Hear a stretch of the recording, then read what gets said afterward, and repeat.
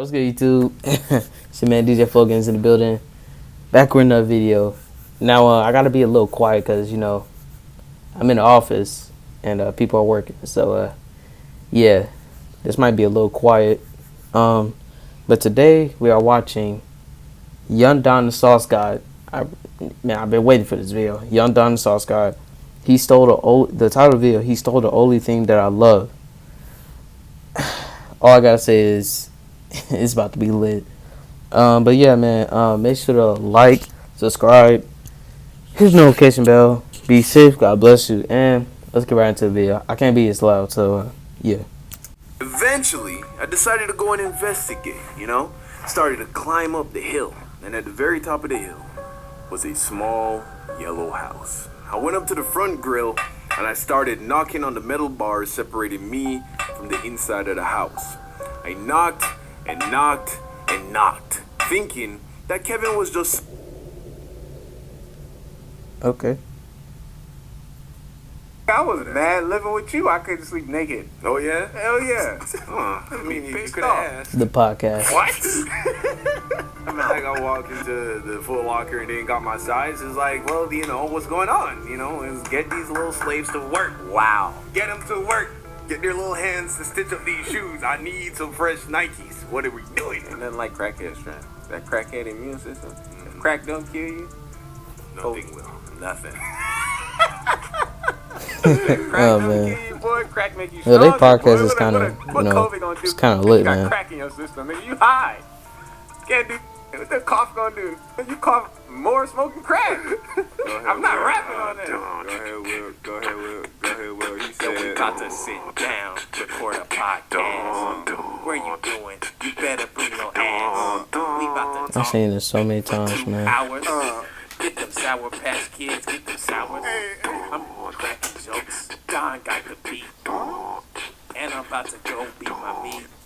So one summer back in Jamaica, I was about 11 years old. My mom packed me and my little sister up in the car and drove 2.5 hours out to the country to visit To the my country? auntie Paulette. Cool. We did this almost every year when I was a kid, and I really enjoyed it because I was a city kid. Grew up in Kingston. The country was a very different place for me. In the country, you go to sleep with the front door wide open without worrying that someone was going to break in. You spent all your time outside I don't know why. because there was always more things to do outside than inside. And when you got hungry, all you had to do was look around and there would be some kind of fruit tree that you could go and pick fresh fruit from. But the thing I like most about the country were the people.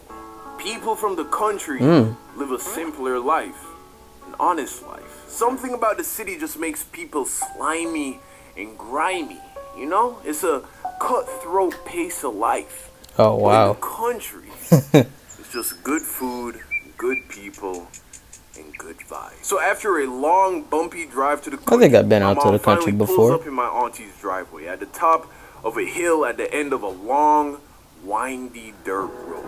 It was a big white single-story house with a red shingled roof. She had a big Okay. front yard with a pumpkin patch, and there was always this dog that would sit in the front yard and stare at you. This was not my auntie's dog. Nobody knew where the dog came from. It just came and went as it pleased. Wow. Still, my auntie That's actually a would cool feed the dog. Why? Because that's just what people from the country do. They're all just good people, Or at least Nice people. that's what I thought. But as much as I love going to visit my auntie in the country, I never liked staying there too long. Because, wasn't much there for a kid to do. And at the time, my Hey. auntie didn't have cable television. So it's not Oh, like I man, could that's- watch the TV that's tough. shows that I That's- liked. that's This even was worse. also That's before tough. Wi-Fi was a commonplace thing. So, no internet. And even if there Man. was, YouTube and Netflix, none of these things were invented Yo. yet. And worst of all, besides 2007 my sister, YouTube I and didn't have no one my Netflix. age to play Just with, imagine just going somewhere So, with no Wi-Fi. 3 days. You bored as freak, man. That's about how long I would last before I started trying to befriend the dog outside. Who I named Fred. Why? Fred. 'Cause he Man. looked like a Y'all hear Fred. noise? That's big as freak, man. But this summer would be different. I was not going to be subjected to a week of boredom, but instead, my heart would be broken, and I was gonna have my first true taste of betrayal. So one day, I was sitting on the steps at the front of the house, very bored, when I saw another kid my age walking past the front gate. Okay. At first, I wasn't gonna say anything, but I couldn't let an opportunity like this pass. I ran out to the road, and I yelled out to him, "Yo! Hey!" He stopped, turned around. Hey! You live around here? Yeah, I live up the hill. Oh! Okay. Hey, you wanna play a game or something? Okay, yeah. Let me ask my mom first. Okay. Can I come? I guess. I should probably ask my mom first. Can you wait? I'm gonna come back. Let me just tell my mom I'm gonna be down here. Yeah, alright. Okay. And off he Man, my went. boy just went I grabbed sprint. the He was football that like, sitting in the front of the he yard was just sprinting. and sat on the stairs and waited. Sure enough, eventually, this kid came running down the hill. His name was Kevin, and Kevin was my new friend. And we played all day long. He showed me the different hiking trails around the area. He even ate dinner with us. And at the end of the day, Kevin went back home and I went inside. And for the first time, instead of worrying about how I was going to pass the time, I worried about the day that I would have to leave my new friend from the country that I would probably never see again. The next day, Kevin came back down to play, but this time he brought his Game Boy SP. I had told him the day before that if he brought his game, we could play video games together. He only had one game, Kirby and the Amazing Mirror. Of course, he had already beaten it twice over, so I told him that he Alright, a little technical difficulties, so yeah, we back in it. He could borrow one of my games. I mean, this was my new best friend. I opened my little pouch that I kept all of my video game cartridges in. I had like 6 or 7, and I told him that he could borrow any game that he would like, except for my Pokemon Emerald. That was my favorite game at the time, and I was very protective over it. He picked a game, and we started to play. Here we were, 2 boys that barely knew each other, not saying a single word, playing completely different games, all the while still greatly enjoying each other's company. Okay. Do girls have anything like that? I wonder. Eventually, we probably switch back nobody to knows, soccer man. or Nobody spend time knows. throwing small rocks at bigger rocks. Who knows? Who cares? We were just boys being boys. The third day wasn't much different from the last. Kevin came down the hill. We played some video games. We played some football. And when the sun started to go down, Kevin had to go home. But this time, Kevin did something new. He asked me for a favor. Like I said, Kevin only had one game, Kirby and the Amazing Mirror. Okay. The third day, he asked me if he could borrow some of my games overnight. He had never played any of the games I had, and he wanted to try some of them out before I left. At first, I wasn't sure, because to be honest, I just said no because those are my games, and I'm not letting nobody borrow my stuff. Some form of insurance. Not at all. I was interested in seeing. I wouldn't even do that, man. Like, why would I let somebody borrow my stuff and take it home? They're not gonna bring it back.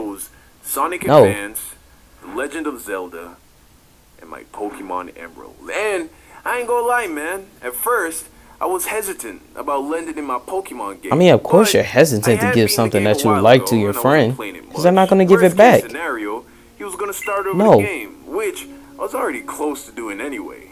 Plus, Kevin was an honest, good country boy.